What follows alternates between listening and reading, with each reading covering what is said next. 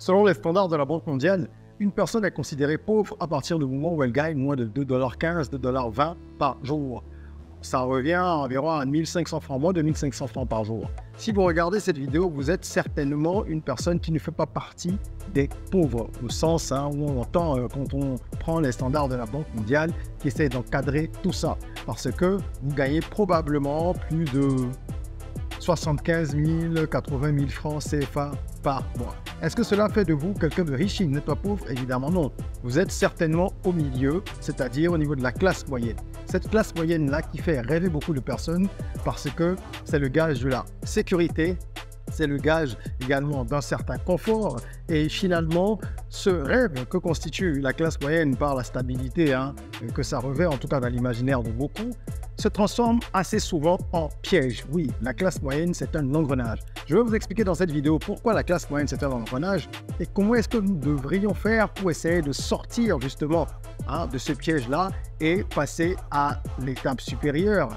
commencer à rentrer, comme on dit, dans la classe up, c'est-à-dire au niveau des riches. On peut être en bas complètement de la couche supérieure, mais c'est déjà mieux que quand on est en haut complètement de la couche qui constitue la classe moyenne. Nous allons voir dans cette vidéo comment est-ce que nous devrions nous y prendre et pourquoi c'est indispensable de comprendre cela maintenant et de mettre en pratique un certain nombre de choses. 6 étapes qui vont vous permettre de sortir de la classe moyenne pour monter tout doucement vers la richesse. On en parle tout de suite. Je suis Régis Saizy, entrepreneur multipotentiel, conférencier, formateur et artiste. Je partage avec vous sur cette chaîne du contenu propulsif pour vous aider à rêver, oser et créer. Hello les rocks, j'espère que vous êtes solides. Moi je suis en parfaite forme et je suis plein de gratitude envers l'univers. Aujourd'hui on va parler d'éducation financière, de mindset aussi. Vous savez que ce sont des sujets qui me sont vraiment chers et sur cette chaîne on évoque justement des thématiques propulsives qui permettent à chacun de prendre conscience de son potentiel, de l'exploiter au maximum, d'accélérer sa croissance personnelle et professionnelle. Donc le mindset, le développement personnel, ce sont des thèmes, on va dire, des thématiques centrales de cette chaîne. On parle beaucoup également de business, d'entrepreneuriat. Si tout ça, ça vous intéresse, eh bien, abonnez-vous, activez la cloche de notification pour rejoindre la communauté rock, la communauté des gens qui rêvent, qui osent, qui créent. Vous aurez compris le mantra ROC. Voilà. Alors, la classe moyenne. Pourquoi il est important de sortir de la classe moyenne? Pour plusieurs raisons. Je vais évoquer avec vous 4 principales raisons dans un premier temps. Et une fois que nous aurons vu pourquoi c'est important de sortir de là et pourquoi surtout ça représente un piège, nous allons voir comment est-ce qu'on peut y parvenir dans la deuxième partie de cette vidéo. Et là, on évoquera les 6 étapes qui nous permettront de passer, on va dire, tout doucement, progressivement, au fil des mois ou des années, en fonction de la rigueur de chacun, de passer les caps qui vont nous amener à bon port. Alors, la classe moyenne n'est pas que ce soit quelque chose de mauvais. Il vaut mieux être de la classe moyenne que de se retrouver parmi les personnes dites véritablement pauvres ou celles vivant dans l'extrême pauvreté. On estime qu'il y a environ 40%, c'est une moyenne, de personnes pauvres en Afrique. Les statistiques, moi je les prends toujours avec des pincettes parce que sur le terrain, les choses sont généralement beaucoup plus graves. On essaie d'arrondir les angles quand on a des statistiques officielles. Et il faut savoir que le seuil de pauvreté de 2 $ et quelques là, c'est un seuil qui fluctue selon les années. La Banque mondiale l'ajuste au fur et à mesure en fonction de plusieurs facteurs, notamment du prix de certaines denrées de première nécessité, avec des moyennes mondiales, etc., etc. Bref, ce qui nous intéresse, c'est de savoir comment on sort de la classe moyenne. Parce que vous êtes certainement encore dans la classe moyenne, moi aussi. Donc, je lis beaucoup, je me documente, je me forme, je parle avec des gens qui sont déjà passés de l'autre côté pour sortir de la classe moyenne. La classe moyenne, on peut être en bas, on peut être en haut, on peut être au milieu. C'est, on va dire, très large. C'est un éventail assez large. Mais en sortir est assez difficile. Pour plusieurs raisons. La première est la suivante, la stagnation des revenus. Vous savez, la plupart des gens qui sont dans la classe moyenne sont des gens qui ont des revenus qui ne vont pas progresser de façon notable, en tout cas, au fil du temps. C'est des gens qui vont avoir des revenus plus ou moins similaires sur plusieurs années. S'ils sont employés, c'est généralement des employés, la majorité des personnes de cette classe-là, ben, ils vont avoir un salaire qui va peut-être augmenter un tout petit peu après 3-4 ans, un tout petit peu, 5 ans plus tard, etc. Mais il n'y a pas d'augmentation véritable, d'accord, des revenus, alors que le coût de la vie, lui, ne cesse pas d'augmenter. Rien que l'inflation, vous voyez ce que on subit depuis quelques années avec le Covid, ensuite la crise en Ukraine, etc., etc. On a des taux d'inflation qui vont parfois à 5, 6, 7% dans certains pays. C'est énorme. Ça veut dire qu'un produit qui coûte 100 francs, s'il est frappé d'une inflation de 5% l'année qui suit, ben, il coûtera 105 francs. Et les gens ne s'en rendent pas compte. Mais après, quand ça atteint des niveaux, on va dire, assez alarmants, ben, c'est là qu'on entend dans les infos des personnes qu'on lit dans la presse, des personnes qui se plaignent, des associations de consommateurs qui disent qu'en 5 ans, le prix de l'électricité a augmenté de 40%, etc., etc. Évidemment, ça ne bondit pas comme ça, c'est progressif et c'est, on va dire, morcelé. Et quand vous ne faites pas attention, vous ne vous en rendez pas compte. Alors, vous n'avez pas des revenus qui augmentent et vous avez tout ce qui est dépenses, charges qui n'arrêtent pas d'augmenter. Forcément, votre pouvoir d'achat est en baisse. C'est une évidence. On est d'accord. Donc ça, c'est la première raison pour laquelle la classe moyenne est un piège. Parce que votre pouvoir d'achat va baisser continuellement si vos revenus n'augmentent pas considérablement à un moment donné. Et peu de gens arrivent à le comprendre ou à faire le chiffre. Ensuite, on a l'endettement. Quand on est dans la classe moyenne, on a une certaine stabilité. Donc vous aurez des gens qui ont, pour la plupart, des situations, on va dire, stables, un CDI par exemple, ou des revenus réguliers générés par une affaire. Et tout ça, ça permet de pouvoir solliciter les établissements financiers assez facilement parce que vous avez une facilité d'accès au crédit qui en fait est un piège. Parce que le crédit, lorsqu'il n'est pas utilisé à bon escient, il ne sert à rien. C'est ce qu'on appelle la mauvaise dette. Vous allez prendre plus facilement des prêts pour construire une maison par exemple, qui ne va pas être une maison que vous voulez exploiter, mais que vous voulez habiter. Vous allez faire des prêts scolarité, des prêts pour les fêtes de fin d'année. J'ai vu qu'en Afrique, maintenant, on commence par faire un peu comme en Occident. Les gens vont en prendre de l'argent pour Noël. Je dis, c'est une aberration. Des prêts pour la voiture. Finalement, on se retrouve dans la société de consommation comme ça se passe ailleurs. Et les gens prennent des prêts pour tout. Et entre les prêts, les cartes de crédit et toutes ces faciliter là où ces outils qui nous permettent d'avoir de l'argent frais liquide tout de suite, mais qu'on va mettre dans de la consommation, et bien on se retrouve quelques années plus tard endetté et parfois même surendetté avec des difficultés à sortir la tête de l'eau. Déjà, on n'a aucune épargne, on n'a pas investi et on travaille maintenant pour rembourser des prêts. Vous imaginez, c'est assez dingue. Donc c'est un gros piège. Il y a la troisième raison qui est en fait le manque d'éducation financière. Les gens qui sont dans la classe moyenne, la plupart du temps, ont une éducation financière, je ne sais pas quel mot utiliser, c'est déplorable. Parce qu'ils sont dans une sécurité, un confort, ils pensent qu'en fait, il faut maintenir la stabilité surtout, et il ne faut pas prendre de risques, il ne faut rien faire, parce que sinon, on va justement mettre en péril l'équilibre. Et finalement, ce qui se passe, c'est que en ne prenant aucun risque, en restant dans un statu quo, il y a la stagnation, comme je dis, des revenus, et ils ne comprennent pas qu'ils doivent prendre des décisions importantes pour leur avenir financier. Parce qu'ils n'ont pas cette éducation financière-là, ils ne veulent même pas se former. Quand ils commencent à se former, qu'on leur sert le discours de vérité, il faut investir, il faut faire ci, il faut faire ça, il faut se priver sur tel lieu budgétaire pour faire ci, ils se rendent compte, ils se disent que c'est trop difficile, qu'ils ne vont pas s'emmerder, etc. Et finalement, ce à quoi on assiste, c'est des gens qui restent là, qui n'ont pas d'éducation financière, et sans éducation financière, vous ne pouvez pas atteindre la liberté financière, vous ne pouvez même pas l'amorcer. Donc ça, c'est le troisième piège, la troisième raison pour laquelle la classe moyenne, c'est un gros piège duquel il faut sortir rapidement. Et le quatrième, dernier piège principal, c'est l'assimilation aux riches. Et ça, je crois que c'est le plus dangereux. Vous verrez que les gens de la classe moyenne en général, on va dire même, veut paraître riche. C'est ce qu'on appelle en anglais wannabe. Des gens qui veulent être, ils veulent paraître, ils veulent être comme tel ou tel. Ils veulent mimer les riches. C'est pour ça, et les marques l'ont bien compris, dans le marketing, c'est ce qu'on fait. Moi, je le fais depuis des années, je suis spécialiste en marketing aussi, et on vend du rêve aux gens. On leur fait croire que tel produit ou tel service va leur accorder un statut.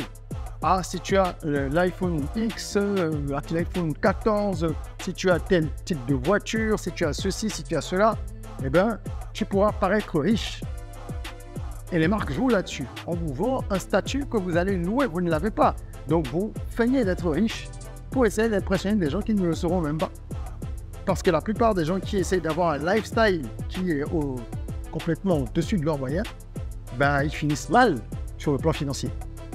Soit ils se ruinent, soit ils se ferment des portes, les portes d'accès vers les niveaux supérieurs de la liberté financière.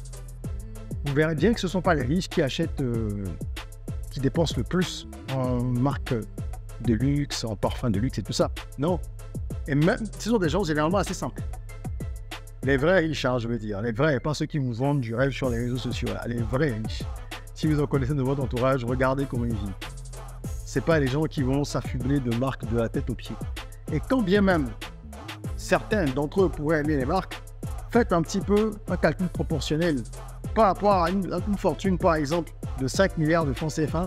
Quelqu'un qui dépenserait 5 millions en accessoires de mode, vous voyez que c'est rien. C'est 1 pour 1000. Bon, quelqu'un qui par contre a 10 millions en réserve totale et qui dépense déjà 1 million en téléphone et en quelques fringues pour impressionner les gens, c'est ridicule. On est sur le 10%. Vous vous rendez compte, l'autre est sur du 1 pour 1000.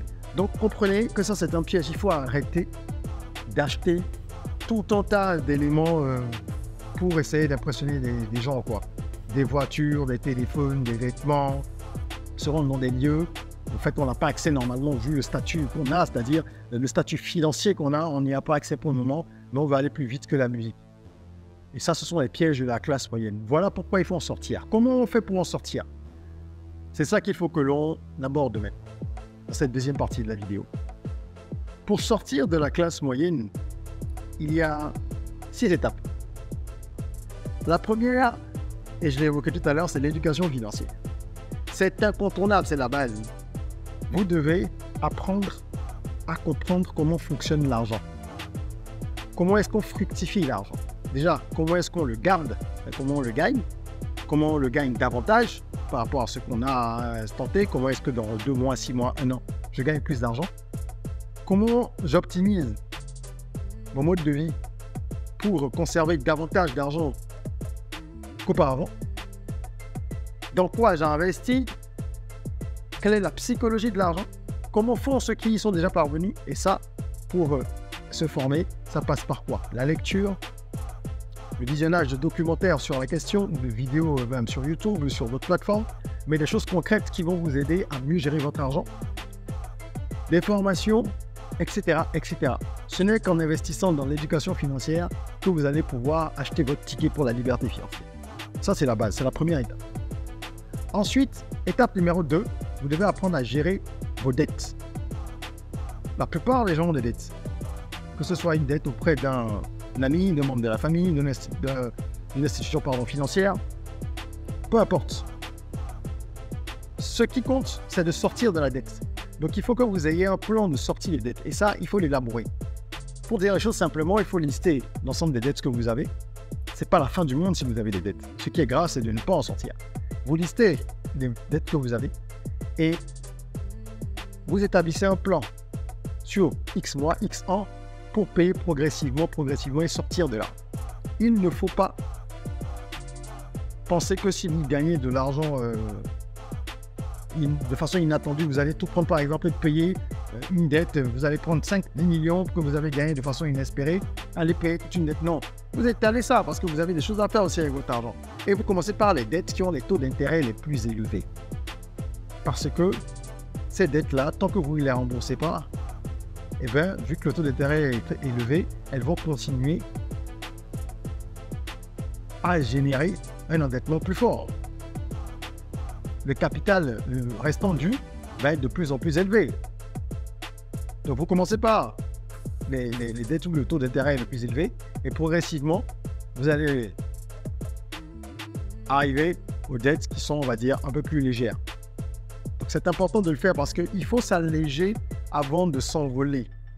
Vous ne pouvez pas avoir un sac hyper lourd de 15, 20, 30 kilos et essayer de sauter en parachute, quoi. C'est pas possible. Ok, il faut s'alléger. Donc il faut commencer à gérer ses dettes, y faire face sérieusement et éviter également de contracter de nouvelles dettes qui ne servirait pas de l'investissement parce qu'il y a de la mauvaise et de la bonne dette. Je l'ai dit tout à l'heure. Il y a de nombreuses vidéos sur cette chaîne dans la playlist Money Mastery qui parlent d'éducation financière. Et je vous encourage vraiment à aller les regarder. Ça peut être pour vous déjà un premier pas pour vous former à l'éducation financière.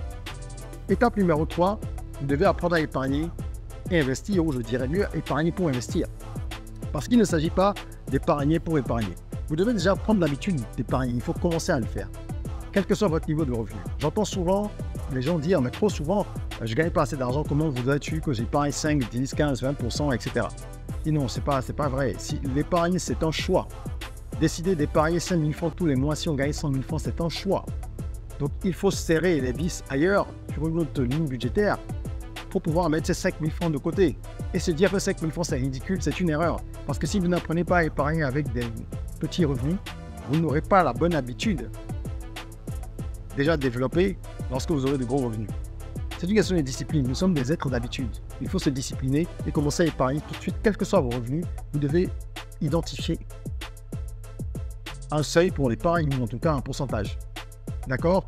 Une fois que vous épargnez, vous commencez à penser à l'investissement. Dans quoi je vais investir? Quels sont les actifs que je vais acquérir? Est-ce que je veux mettre un peu d'argent en bourse? On n'a pas besoin d'avoir 10 millions pour aller en bourse. Est-ce que je veux acheter des obligations pour 100 000 lorsque j'aurai mis 100 000 de côté? C'est vrai, ça met 7 ans à être remboursé, ou 5 ans, ça dépend des états et des émissions. Mais en même temps, tous les ans, j'ai 5%, 6%, etc. Est-ce que je ne commence pas à faire ça? Ou alors, est-ce que je veux commencer à mettre de l'argent pour acheter des terrains?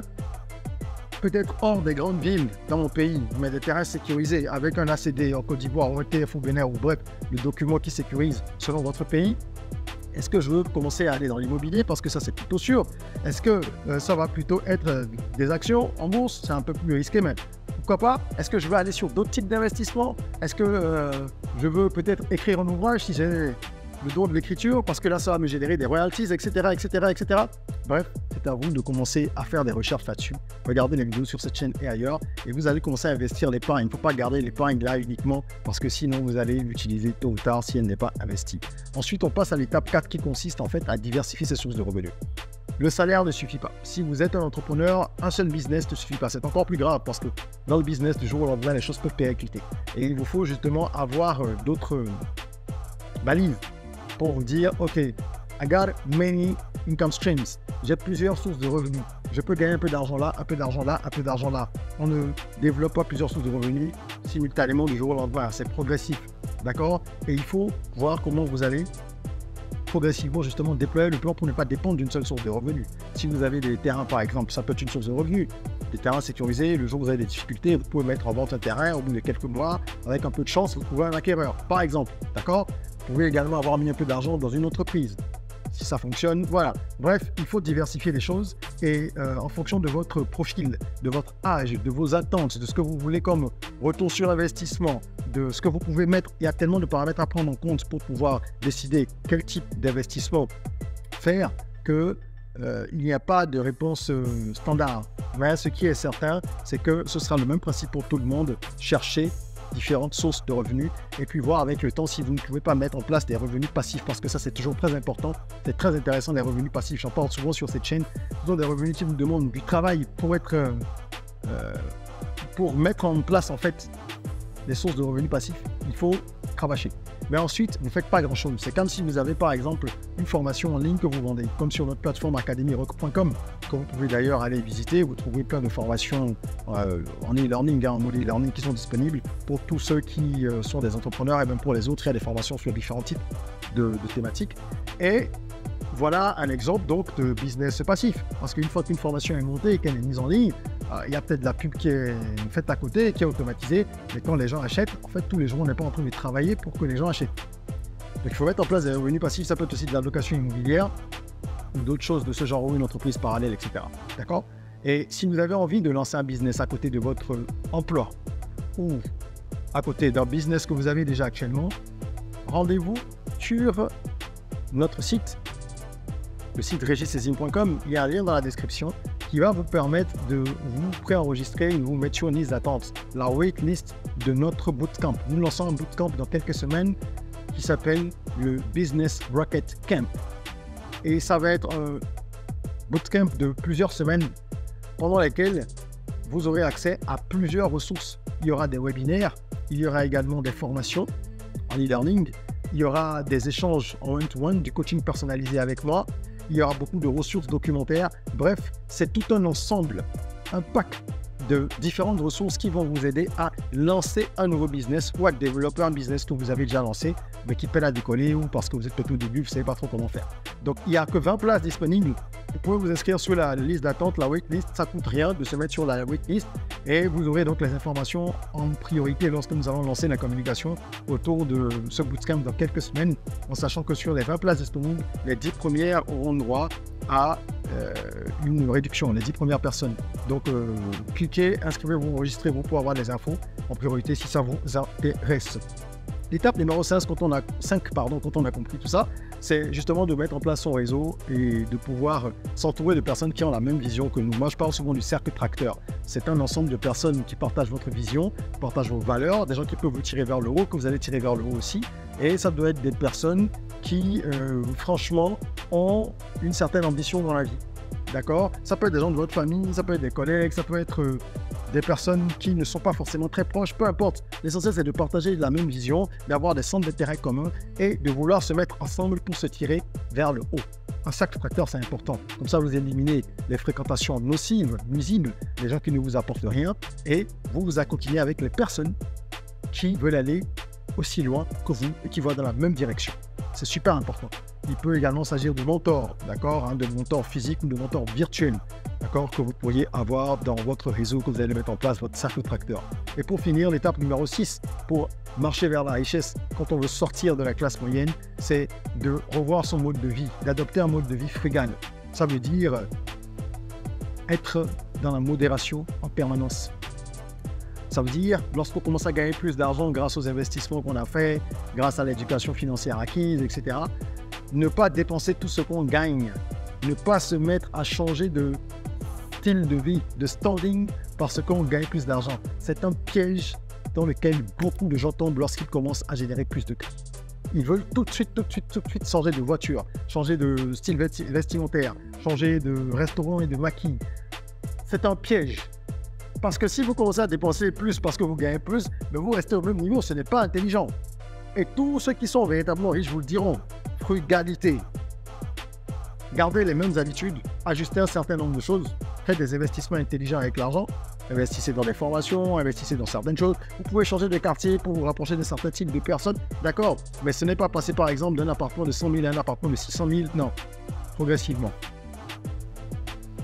Parce que sinon, vous allez tomber dans le piège de la société de consommation. Il vaut mieux allouer des nouvelles ressources supplémentaires à de l'investissement intelligent qui va vous générer plus d'argent. Et quelques années plus tard, lorsque vous aurez vraiment atteint un certain niveau de liberté financière, où en fait, vous avez 3, 4, 5 ans de réserve, d'accord, pour vivre en maintenant votre style de vie, à ce moment-là, vous pourrez commencer à vous permettre certaines folies. Voilà, c'est ce que je voulais partager avec vous. La classe moyenne peut être un véritable piège pour la plupart des gens. Il faut en sortir, mais pour ça, il faut prendre une décision claire et se dire « je veux en sortir, alors je vais mettre en place telle chose ». Mettez en commentaire « je veux sortir de la classe moyenne » si c'est vraiment votre désir. Et surtout, mettez en pratique tout ce que je viens de partager avec vous. Parce que changer de niveau, ça demande de la rigueur, de l'engagement, de la volonté. Ça ne se fait pas du jour au lendemain. Ce ne sont pas des incantations. Il ne suffit pas de le dire et puis non, c'est de la pratique, c'est de l'exercice, ce sont des sacrifices. Et j'espère que cette vidéo vous aura donné un déclic pour que vous puissiez vous lancer et que vous allez prendre les bonnes mesures pour sortir de ce piège, la rat race comme dit Robert Kiyosaki. Ok, voilà, si cette vidéo vous a plu, mettez un petit like, partagez-la surtout, ne gardez pas les bonnes choses que pour vous. Il faut partager cela pour que le maximum de personnes en profitent et que la communauté rock continue à grandir. En attendant qu'on se retrouve pour une nouvelle vidéo, n'oubliez pas, prenez soin de vous, de votre corps, mais aussi surtout de votre mind. Rêvons, osons, créons, soyons rock.